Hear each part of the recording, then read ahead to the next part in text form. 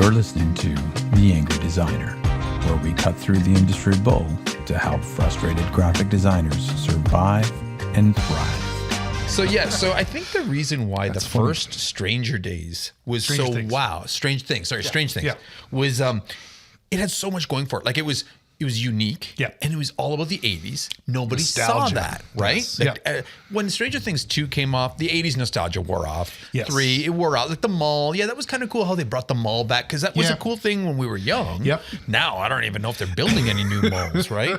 So it's interesting. It's like then it really has to focus on the storyline. The story, yes. Which, maybe that's where it was falling a little short. Yes. And I'm it's funny, and this, I don't know whether this is what my deal is, whether this is ageist or something, but it's like once the kids get cheers, buddy. Once the kids get a little older, then it's not. Are you saying you like watching young kids on movies? No, but there's something to be said about young kids discovering, that kind of stuff. I see what you're saying. Just little kids. Like, you remember when you were 8 or 9 years old? I know, it was like the whole world was just so but when bright-eyed. you're a 13-year-old, it's completely different. Because I have a 13-year-old, apparently. Yes. They're smarter than adults. They know everything. Exactly. I don't know shit. They should be teaching me so much. Oh my God. Yeah, they'll point it out to you how much smarter they are than you are. Yeah, it was like, wasn't it my daughter who came in to kind of give us a brief on how we should be doing our jobs? And we did this, and she wanted to, and everybody was awesome to agree to this, but she came in and said, this is how we're going to make your company more efficient, how you guys are going to enjoy your job more. That was hilarious. She knew our job better than we did. Yeah, totally. Yeah, I still abide or use that. What was it? 11% of my time for bathroom breaks. Yeah. So, no, Sean, it was only 3% for bathroom breaks. Is that what it was? Oh, okay. But if we're getting technical, you're about 14% in the bathroom breaks on a monthly, weekly. Totally. Yeah. So. Stupid weak bladder. Oh, damn. Ooh, all right. Well, yes. wait, what's up, everybody? Welcome to the Angry Designer podcast, where I think you caught us mid-speech there, but that was okay. We talked about a couple things. Talking about nostalgic things. Oh, my God, right? Stranger Things. Absolutely, right? Awesome. Lots of cool stuff. We touch it all, but mainly we rant about graphic design, and we kind of want to, help frustrated graphic designers survive and thrive. So before we get too deep into anything, please, by all means, hit us up on our Instagram, say hi. We've got a great community there. And by all means, leave us a review, share us with a friend. We're on Spotify, we're on Apple, we're on Google, we're everywhere. And the only way we're going to keep growing is if people keep referring us, letting us know the topics that they want us to talk about. Like for today's topic, which we're not going to say, but today's topic was actually somebody hit us up on our Instagram. They're like, hey, have you heard about this? But you know what? Before we get into today's topic, let's quickly say hello to our sponsor today, which is our libation.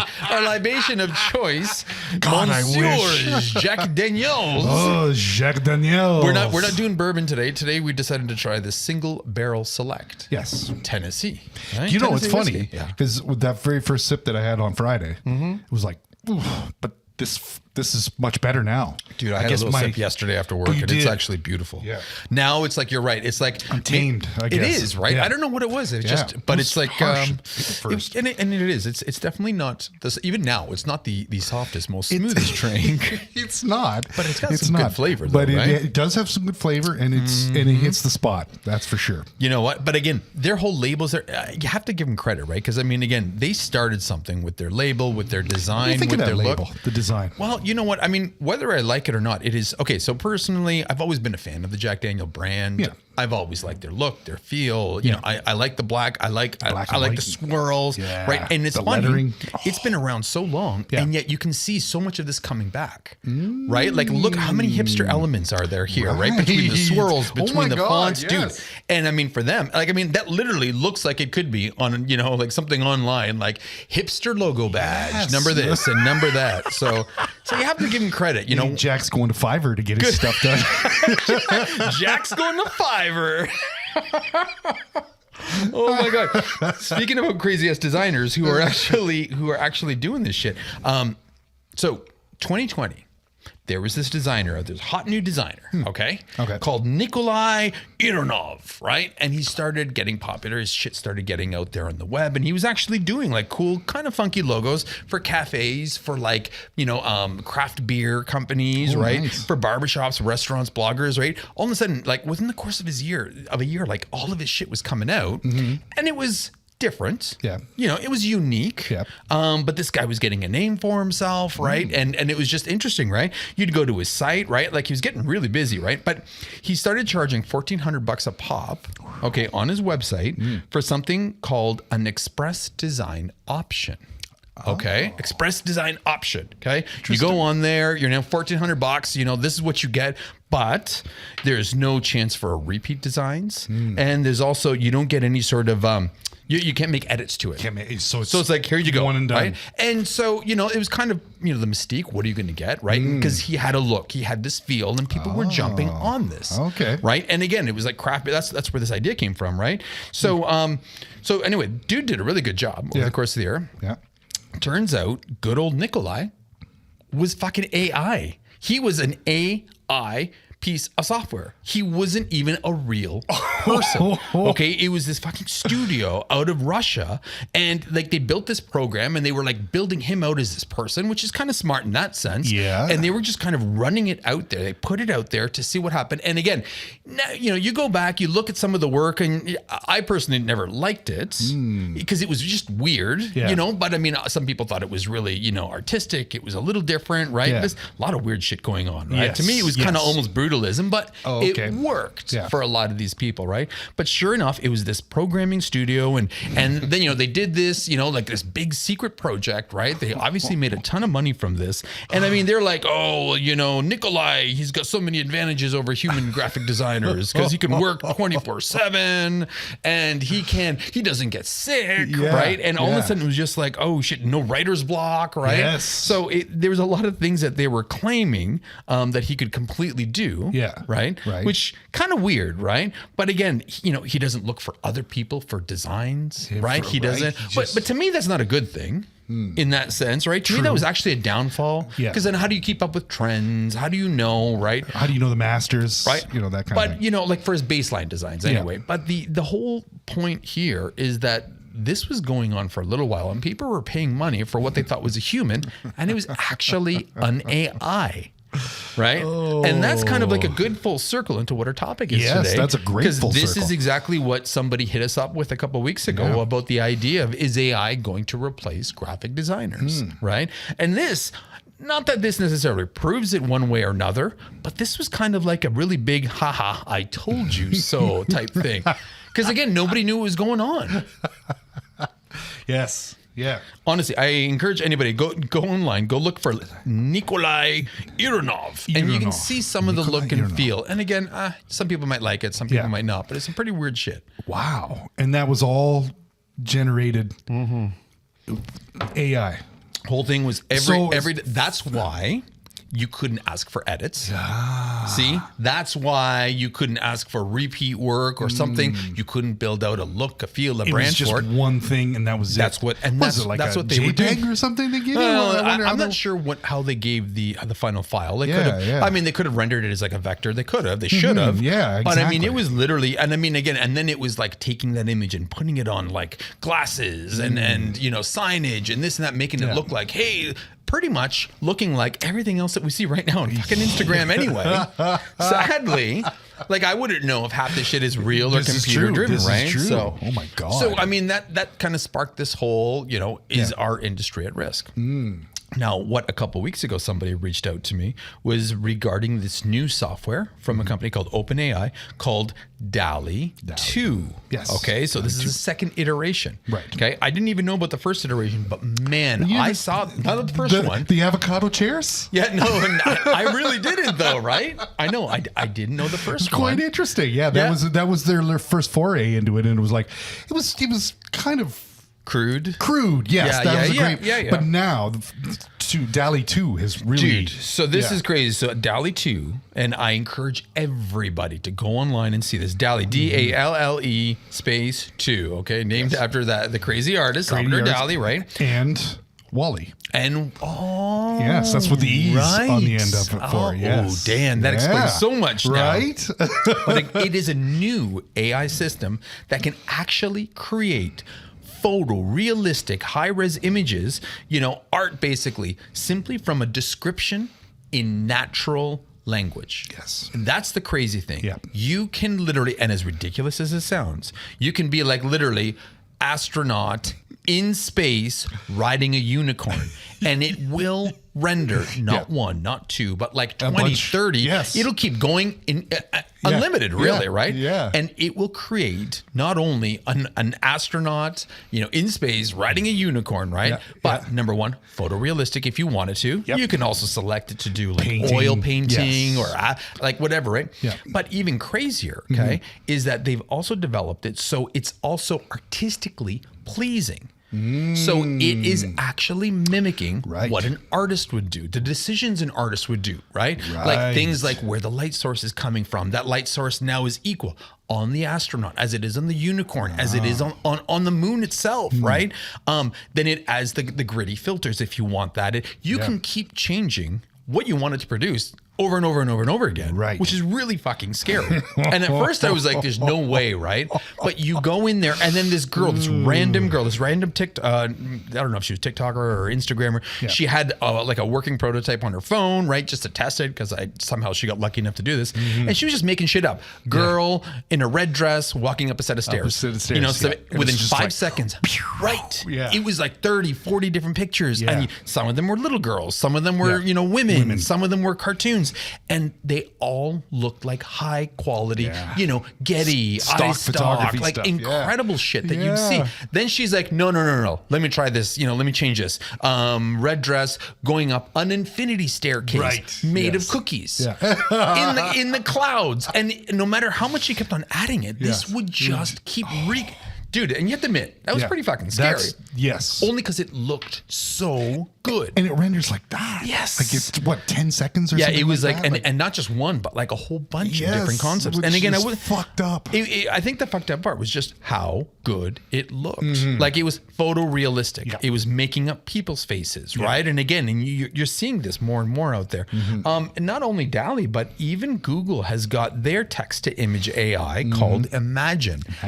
Imagen, which is kind of cool. The way, but it's IMAGEN. Yeah. Theirs, they claim, is even better. Ooh. I know. So now even Google's jumping on this design train, right? Interesting. And so it's like you're seeing this kind of stuff, and I think it's natural to get to get a little nervous. Yeah. Rightfully so. Because what I saw today, I think that a very, very small percentage of graphic designers out there could replicate in Photoshop. Yes. Right? Not to the degree that what I was seeing, today, yesterday, when we first saw this a couple of weeks ago. Yes. Woman walking up a spiral staircase with cookies in the air.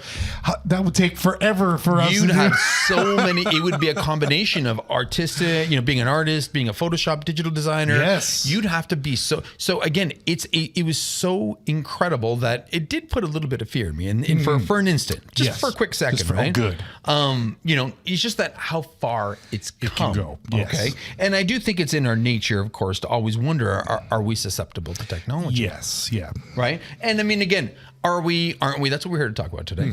Right. So by all means, I'd love to hear everybody's thoughts on this. Drop us lines on what you're thinking. But I mean, again, it's not that AI hasn't been created and used right now, right? A lot of companies are doing this. Like we just talked about the delivery company who rebranded with the all the different oh shit, what were they called? Envy? No. But regardless, it was like a global delivery courier company type thing, and their logo consisted of Every or something like that. ERVY, something. Yeah, something like that. Remember. Sorry. But their whole brand was created by AI, which basically it's like their logo is never visually the same in two places, right? It uses the same set of fonts and it keeps changing the fonts, the size, this, that. But in some weird, odd way, it actually still looks like the same brand. It does. It does. Even though the two are ever alike. Yes. Right? All the delivery trucks are different, but they look like it's that company. I think it was the color they kept, right? The color, they said they were not changing the color. Yes. So at least they're going to own a color. But they're the fonts were pretty different. Oh, dude, they were totally different, right? And again, it was crazy how it's like they took now AI and I mean, this is another use of AI. People are actually having AI generate look, feels, brands. It's just part of their whole, their whole shtick. Yeah. Nutella. Okay. Everybody's favorite chocolate spread. Oh, yes. Okay. Ooh, I'm so hungry. Nutella, they took AI and they created labels for a campaign of theirs. Okay. And honestly, so what they did is they kept the Nutella logo as part of the AI. They're like, okay, the logo doesn't change. It's always going to be exactly there. Right. But everything else on the whole label is game, right? On the front of the label, everything else. Wow. Okay. So it replaced everything else. It replaced it with dots, stripes, squares, various shapes. Anything was game. Yeah. Okay. From this algorithm, anything worked, right? And it would pull dozens of patterns and created thousands of color combinations and shapes and sounds. And the thing is, every single one of these labels looked different, but they were fucking awesome. Oh, dude, it's still inside of the Nutella brand kind of thing. No, completely off brand. Like that was the intent. That was the intent, right? So they created not one, not two. They created 7 million unique one-off labels based on this AI. Wow, that's fucked up. Yeah, that's insane. And within a month, everyone was sold. Because everyone was like a unique piece of art. Oh, shit. Can you imagine, right? So again, it's like, that's pretty scary. Yeah. Okay, that's really fucking scary. Yeah, big time. Because again, it was something that people wanted. And if you looked at them, I wanted one. Yeah. Because they look amazing. Look great. Yeah. I don't even think people ended up opening them and eating them. Seriously. Just kept them. They were just so really cool looking. And then it worked so well in Italy that they spun it off in a whole bunch of other different countries. Oh man, that's awesome. It is really cool. So it's a great marketing tool, essentially. Well, in this way, in this regard, that does kind of put a limitation on what we do. Well, it does, but it's scary as hell. Yeah. Okay, to say the least. Yeah. Like, obviously, the underlying anxiety for all of us, of course, is that what it implies to designers, and that's that AI is going to be ideating like us, and that ADI is going to be designing and presenting creative and doing all this shit that we're doing. But unfortunately, that's not necessarily the reality of how it's actually working. All right. Okay, and that's the only part that, and I mean, we've touched on this. We've done a great episode, a few months back about will robots actually replace the graphic designer? Right. And as scary as hell as this is, looking at Dalle, looking at Google's text to image, even this Nutella story, I don't think that we have anything to worry about. Now, that's not to say that the designer of today isn't going to be replaced, because the designer of today will 100% be replaced by AI, in my opinion. Okay. Really? But we're going to be replaced by the designer of tomorrow. Oh, right. And I mean, that's the whole idea. Think about this. Okay. Way back, right? When you started in this space, right? Like things were still pretty, stock photography sites didn't exist. Yes? Nope. They did not exist. And even for me, when I was in college, it wasn't even a thing, right? Yep. So you would have to go and find a photographer. Yep. Right. Or know a photographer or do it yourself. And it was kind of a fun time, right? Yeah. You'd make your own stock photography. You'd make your own backgrounds, right? Yeah. But I mean, because you worked from the paper, right, at the time. So when you needed a photo, what did you do? Talk to the photographers and send them out to the place and take some pictures of this. So a photographer would go out and shoot this, right? But these photographers, especially the commercial ones, were far and few. Yes. Film was expensive. Having lab equipment was really expensive. Crazy. And if you were just like, screw it, I'm just going to go get this film processed. Well, like 12 photos cost like $30 to get processed. And then of those 12 photos, you maybe got lucky if you used one, right? But the reality is, prior to stock photography, right? Photographers is the way to go. Yeah. But photographers were far and few, the good ones. Yeah. And the processing and everything was also far and few, and it was fucking expensive, okay? It's true, yep. Post stock photography, when that shit started coming out, I don't think it actually hurt the photo industry at all. In my opinion, when stock photography started becoming more available, it just started enhancing the whole space. Right. All of a sudden, photographers were everywhere. Yeah. Everybody could be a photographer. It was a lot easier for everybody to take an image and put it on a computer as opposed to getting it processed. Yes. So it sucks for the film processing industry. Yes, You know, yes. Kodak, bye-bye. Yeah. Right? But This is true, yeah. yeah, absolutely. But the thing is, it's like all of a sudden you started getting these companies like Photodisc and Getty's and iStock and the million other services out there, right? Yeah. That are just now, how many photographers are they employing? Right? How many photographers are now getting, more of their work out there? Now it's like, it's so much easier and better to be a photographer than it was back then. Totally, because this way you don't have to. You're taking photos. You're not processing. You're not getting clients together. All your client is one major corporation like Getty or iStock or something like that. But right?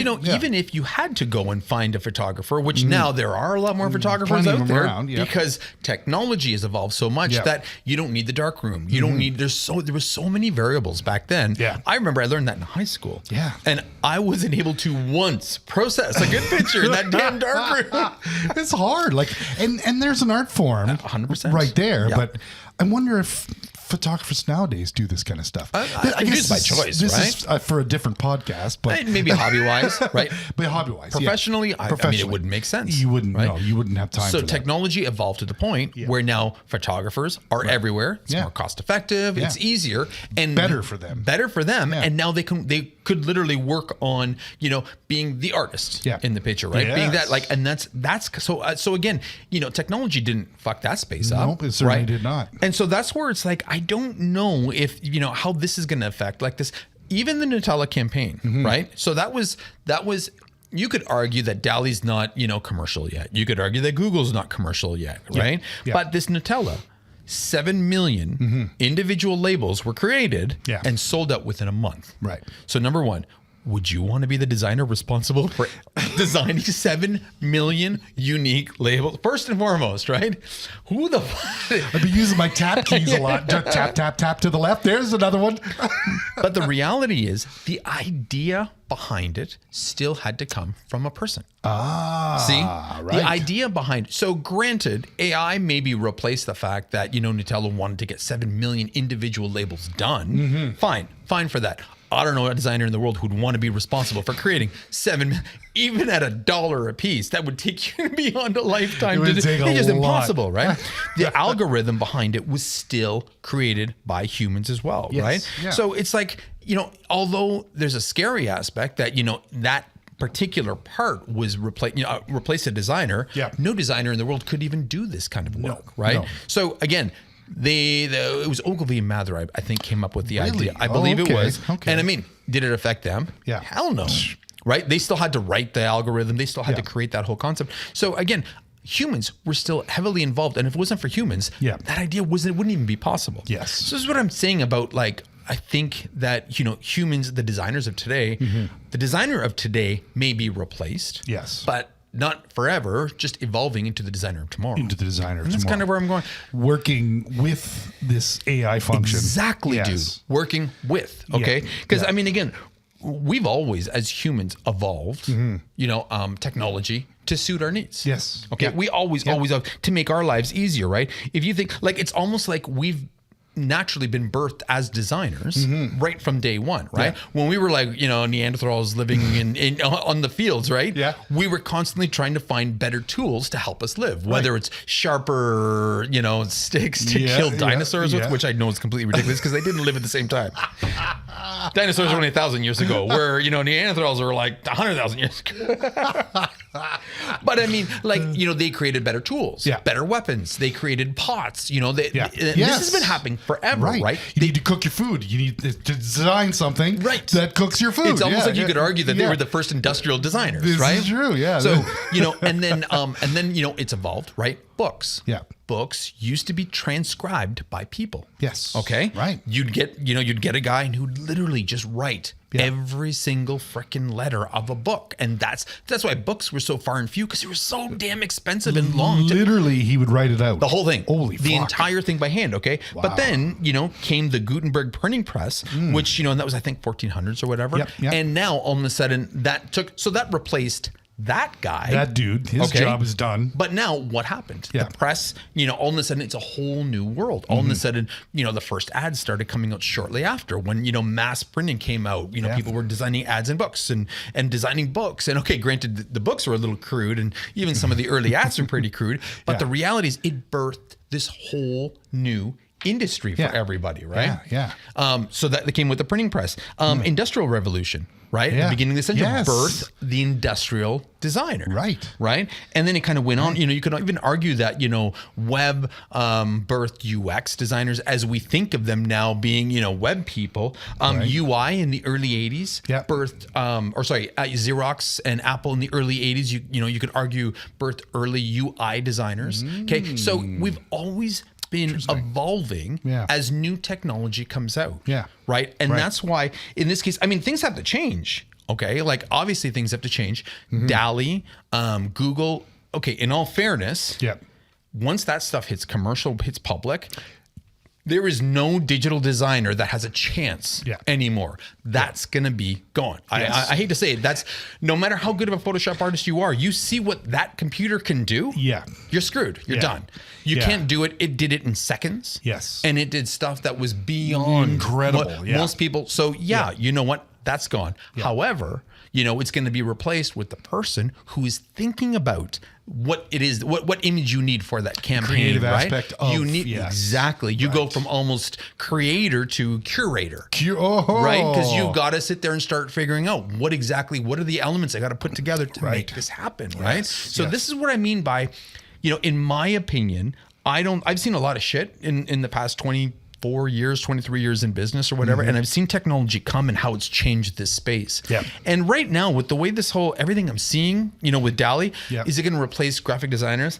I don't know, man. Like I don't think that we have to be as scared as we are. Yeah, absolutely. I think you're right. This is just another weapon for us to, you know what I mean? No, that's exactly it, right? Rather than seeing AI as a threat. Okay. Designers should try to embrace that shit. Right. Don't be like, oh, no, and stand in the corner with signs, AI, protesting this. No. Don't give me that bullshit. Like literally, this is more opportunities. Once these tools get out there and they're more commonplace, it's going to allow us to spend less time. Imagine trying to find a digital designer for a week to come up with, to help me execute a dinosaur riding a bike, wearing glasses and a Hawaiian shirt, right? Shit, dude. You know how hard that would be to create? I don't know what possible job I could do with this. I don't know where it would work. Right? But again, the fact of the matter is I could, if I came up with that concept, I could then go in here and boom, it would be created within no time. So learn to embrace that. Right? Don't try to fight it. Embrace that shit and become a better designer moving forward, right? Use these strategic parts as part of what you do. Yeah, it's like, to me, that's no different than stock photography. How you'd use that, right? Absolutely. Although it's way more. You could drill down a lot easier into what it is you're looking for, rather than searching through like the service that we use. It's always some sort of pornographic version of whatever it is you asked for, right? I know, it's right? like that I don't need. It's like I look up, fireman in uniform, and you end up with a girl wearing a bikini and a fireman hat holding a hose. Yeah, exactly. You're just like, that's not what I searched for. Do we still have that one folder where everybody's just, here's the search and this is the image it gave me? I think so. It's like what? Which is hilarious. It's just like, oh my God. Those cheeky Europeans. Oh, yeah, that's funny. No, you know what? It's like, I think it's just a matter of embracing AI as part of your job, right? And allowing it to automate the more monotonous, more time-consuming tasks. And I think that's what we talked about before in our other podcasts, that, the jobs that are probably going to be at risk are the jobs that are repetitive over and over and over, right? Like the clipping and this and that. Because, people don't realize we're already using AI, and we don't even know it, right? Like Photoshop has got riddled with AI in behind there, Yes. right? Like the whole mask subject. Yes. Like you can literally choose mask subject, and it will look at an image, find the subject, drag a box over top of it. It'll do a pretty damn good job, Yes. right? At actually masking it, probably better than most people who are just starting. Yes. If not like even, and it's only going to keep getting better and better, totally, right? totally. But again, it's like, so that's their subject mask. Netflix has eliminated, and again, you're thinking, ooh, they've eliminated jobs. Not really. So, you know, those cool screens that Netflix creates to advertise like the different movies and shows in this, right? Yeah. Well, that has to be done in every single freaking language that they do. Right? So instead of them like hiring designers across the world, speaking every language and manually doing one at a time, they've employed AI, right, to do it in every language. They finds the new one, or finds all the little, you know, the little funny little quirks and this and that, and all that, and then it just has somebody just reviewing the stuff, and you know, it can override it. But again, they're already doing this on a regular basis, right? Not that they're replacing people, but they're kind of replacing that lowest, you know, low hanging job. Just like it's almost like you said, it's like an automated job. It should be an automated job. Yeah, this is kind of one of those things where it's like the design is laid out, everything's done. All it is now is you're just transposing it across other languages. So again, this is how you use it for your advantage, right? Website builders like Squarespace, Wix, the Grid. Well, we talked about the Grid before, but they're using AI, so you know, to help, you know, websites create these websites and have them automatically scale and fit automatically. How else are they able to scale all these websites, right? So that's already in use. Adobe's got software that, you know, speeds up processes like filters, you know, to help find that perfect image, the stock photography. Like they're already using it. Like honestly, it's the production side of stuff that's more or less going to be taken over by AI. God bless it. Well, that's what I mean, right? Like, geez, who the hell cares? However, if you're a production artist, you could be in trouble. That's exactly where we were going before, right? Like, you know, those are the things that people are going to have to, you know, start coming to terms with. But, you know, is a production artist still a graphic artist? Of course, somebody could argue it is. Some people can say, nope, they're a production artist. But again, if you're sitting there, you know, clipping paths all day long, you can't tell me you're expecting to kind of retire on that project anyway, right? Chances are they're not listening to us anyway, so I don't really care. But like, I mean, it's true. You're like, that's the whole goal of algorithms, is to kind of find patterns, do these repetitive tasks, right? And then, you know, do something about it. Right? Do a task with all the patterns. So it's not to say that AI, you know, can't do anything. It can do fucking hell of a lot. Really scary shit. It certainly can. Like I said, that, or like we were talking about with that clipping or the subject mask. It's like that thing is just like, how many times have you back in the old days, you know, you see a job and it's like, this needs to be clipped. And you're just like, right?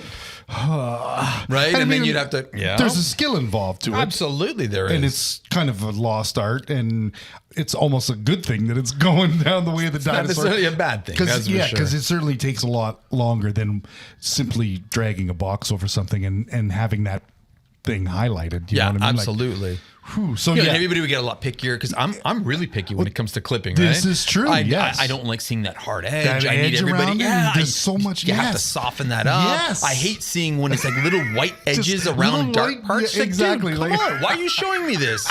There's no light here. Like, exactly. Oh, jeez. Yeah, I'm pretty picky when it comes to that. Totally. Stuff. Well, and rightfully so, because it does look phony when you cut something out of that. And that's exactly it, right? So again, the AI will solve a lot of this shit, right? Yeah, totally. So, you know, what AI works well at, you know, is high volume tasks, like analyzing thousands, tens of thousands of images, right? Recognizing patterns, right? Within that, you know, pulling variables together, right? Like it did for this Nutella thing, right? Pulled a million different variables and created something of it. You know, or even this Dalle thing, right? It's pretty scary. And, you know, it can just keep refining and refining and refining, but it's still pulling in variables that are given to it. Okay. What it can't do is it can't think for itself. That's true. See? And that is still why I say, you know, a graphic designer, or maybe on a bigger level, a designer's job, okay, is still secure 100%. Because I mean, you know, humans, we can take all these threads of information and piece them together to come up, to solve a problem, right? This is where humans excel and machines can't. Yes. We can talk to somebody. Yes. We can be like, hey, Mr. Customer, so what's going on with your business? Like we always do. Yes. What's working? What isn't working? What are your competitors doing? The right kind of designer, like we always, profess to, becoming more and more, will ask deeper and deeper and deeper questions that a machine just can't. They can't make all those connections because it won't know all the variables, all those little, the funny, quirks that make, and that's my favorite part of the job, of course, right? Yes, yeah. Because apparently this thing, I forget which one it was. It was either the Google one or it was Dalle. Dalle. They did a Turing test on it, right? Which it asks it develop. I think, did we talk about this? I can't remember. Turing, yes, we did. We did, but yes. Explain it right now. Yes. So it's like it's simple questions to ask something. Yes. And it did go through the questions, and it does do fairly well, much better than previous versions things have done with this test. So there is a bit of a little kind of quality of it's trying, but it's trying not really hard, because but it's still because it has a problem with the red and the blue block test. Oh, really? There was a test where it was like stack a blue box on top of a red box. Yeah. And it did like 3 or 4 versions or 5 or 6 or whatever, and it would invert it on occasion, right? So it does have a little bit of a test. Yeah. There was this other paper research that I saw that it was an experiment, and it was, again, similar to the Turing test, right, with AI, and it was trying to prove a point that it's like the nuances it just can't catch, right? And it was trying to teach the computer, how people speak flirtatious to each other. Kind of like, you're as hot as a candle, and like ridiculous things that make no sense. Yes. It just couldn't process it. It didn't understand, because, again, and fair enough, people in other languages might not even understand, or 1,000 years from now, if they read something, they're like, why did they compare people to candles? But the thing is, it was constantly trying to create this flirtatious, language and stuff. Fucked up. So it was funny how ridiculous it was. Right. The whole "come on, baby, light my fire" thing. Imagine what a machine would try to process with that. So that's the whole thing, right? Is it's just what's more unique than a person, right? Yeah, this is true. And we're all different, and we make our little slight, our jokes or this or that. A machine can't pick this shit up, dude. It cannot get that. Yeah, this is true. Yeah. and so that's why I think the designer on a whole, and whether you want, I will be a graphic designer till I die. Yep. But whether you call yourself a graphic designer, a designer, the important part here is asking those questions, right? And being able to continuously ask those questions, because a computer will never get to that point. It can't solve those kinds of problems. It can only solve what's input to it. Yeah. But when a customer doesn't even know what their problem is, right? Exactly. What they're not going to solve it. AI can't solve that shit, right? And like you said at the beginning too, it's like, what are you going to do? Send the fucking AI over to your client? And okay, we got a meeting. So what is your question? What would you like for your design package? You know what I mean? Like, come on, you're not going to do that. Will never ever happen. You're always going to go face to face with your client and talk that way. You know what I mean? Like, come on, this is ridiculous stuff. Jeez. I found this. I'm not the only person who believes this. I found this quote that said, and again, it was from a site that was actually comparing AI to real world jobs. Oh. And it would basically be like, is your job at risk? Oh. Okay. And it said, within the design industry, researchers predict only 8% of graphic design jobs are at risk of becoming automated.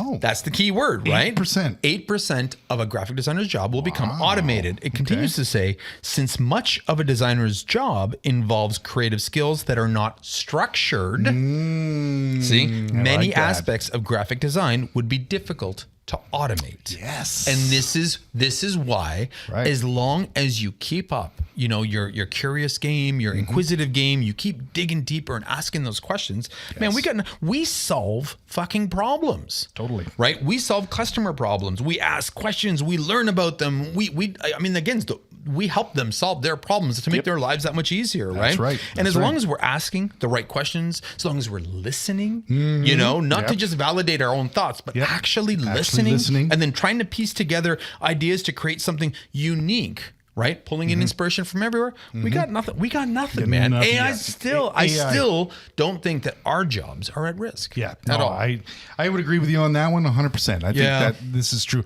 and you're right. I would imagine that 8% of the population is the production designer. That's going to be. Well, and I mean, in all fairness, the let's say the graphic designers who excelled at digital design, like the Photoshop guys, right? They will be gone. Right. After seeing Dalle, man, that soon you'll never have to pay another expert to create this for you. Yeah. So the problem with this is, I ask, is this going to be a monetized thing? Oh, absolutely. It will. Everything, unfortunately, everything comes down to that, right? But I mean, it doesn't change us, whether we're buying stock photography, whether we're paying a digital artist, whether we're, you'll probably end up having to pay this service at one point. It'll probably become so cost effective that it's just like, $10 a one. Every time you download 10, you can probably go all, I'm guessing. You build it once. What is it? It'll run forever. Yeah, exactly. But this is the thing: is it going to be like a Getty fucking thing? Oh shit! I see where you're going with this. You know what I mean? You know what the reality is? The reality is, graphic design is a $1 trillion global industry. Okay. So. Yeah, you're damn right. It's all gonna be about money, dude. Good shit ain't free, right? Right. Well, look at that Nikolai, damn Nikolai, right? That's and again, $1,400 a pop. A pop. Probably came up with it like that, right? Like, and it's just like shit. And nothing. But couldn't do revisions. Couldn't do any because revisions. It couldn't. You can't be like I want it to be a little bit more. No, that's it. Yeah. Yeah. But you didn't think you think there would be dudes on staff there that would pick up that slack. You know what I mean? It's like, all right, Igor or whatever his name was, it's like he spat this out right off the bat. It's like, then the client wants this, and it's like, well, for an extra $1,400, I'll give you a revision. Igor too he's gonna throw that. He's gonna fix that up for us. It's I don't know, man. Let me tell you, it's.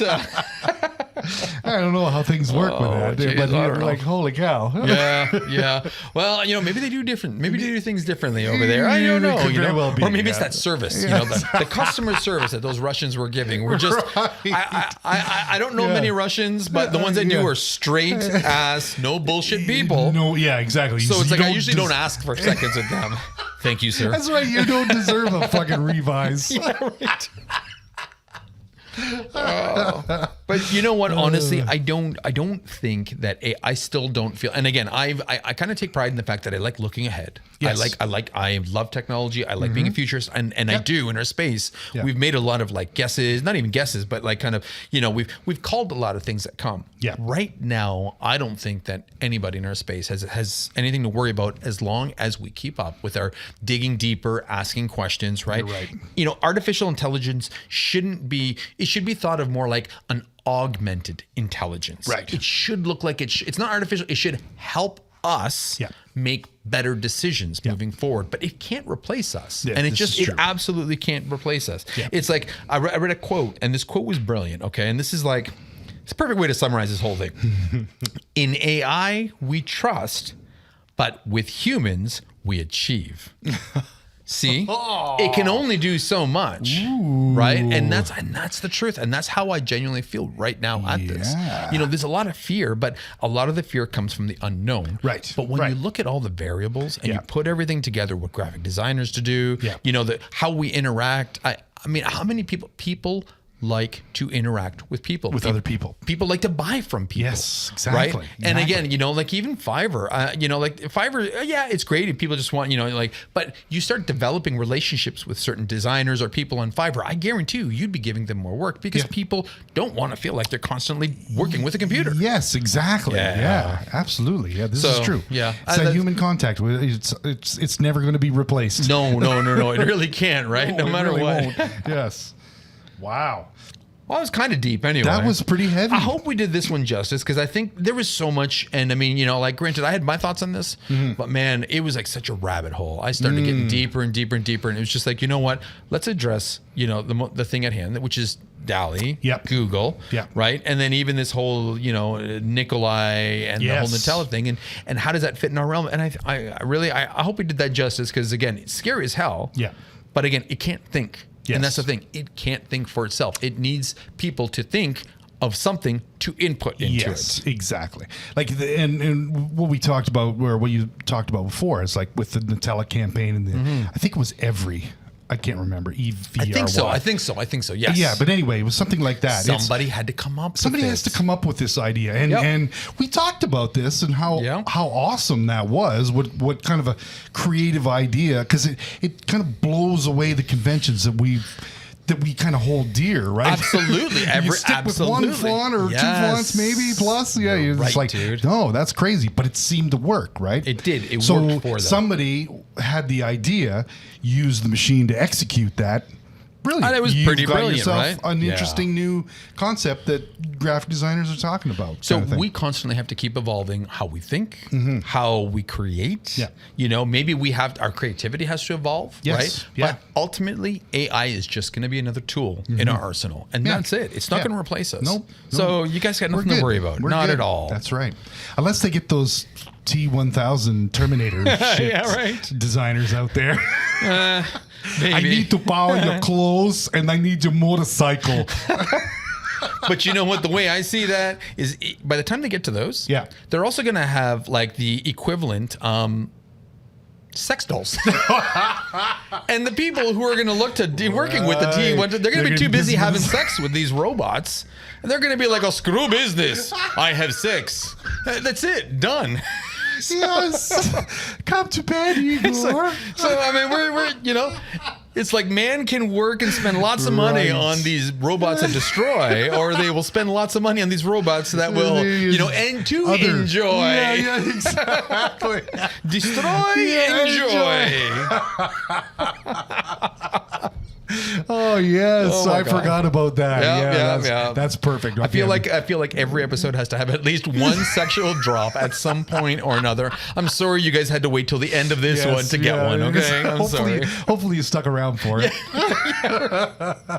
All right, dude. I think we nailed this one. That was a good one. That I think kind of put everybody's, you know, I was a little worried, like you said, at the beginning, and just kind of like, seeing it does kind of make you. But then it's absolutely crazy beautiful. stuff. I recommend everybody to check it out. Yeah, check this out. Go to YouTube and watch this, because it is amazing shit. But the dolphins, they know exactly how a dolphin would have a helmet, like a space helmet on, like how it would work, how it would work exactly, how a bear would ride a bicycle. Yes, they know this because of it was like it didn't look. It wasn't half-assed. It's not awkward. It was better than honestly 99% of the digital art I see out there. Yeah, this killed legit. It. Like honestly. So yeah, scary as fuck. Yes, but interesting as fuck. Interesting as fuck. Yeah, we're still good, in my opinion. Yeah, so. I think we're good. All right.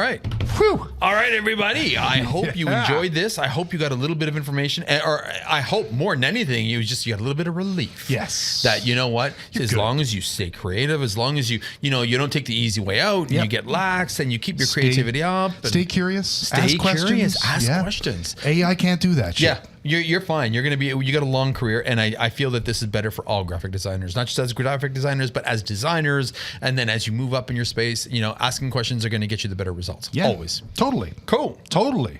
All right. Woohoo. Well, if you liked what you heard today, please, by all means, don't forget to leave us a review. Leave us a review first and foremost. Stop right now. Pause. Ready? We'll just wait for you. Go. Okay. Now that we're back. And thank you for that review that you just left us, by the way. And by all means, share us with your friends, share us with the people you love, you hate. Hit us up on Instagram, drop us a line, introduce yourself. We love talking to everybody on our Instagram.